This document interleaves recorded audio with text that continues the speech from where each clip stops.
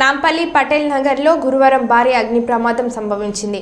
Furniture కార్ఖానాలో ఒక్కసారిగా మంటలు చెలరేగాయి.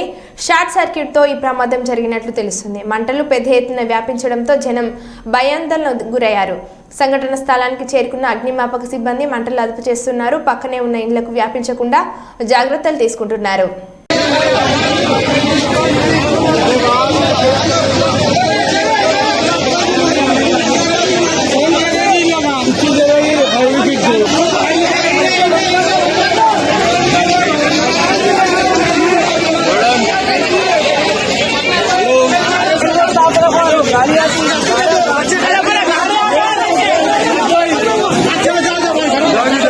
जाओ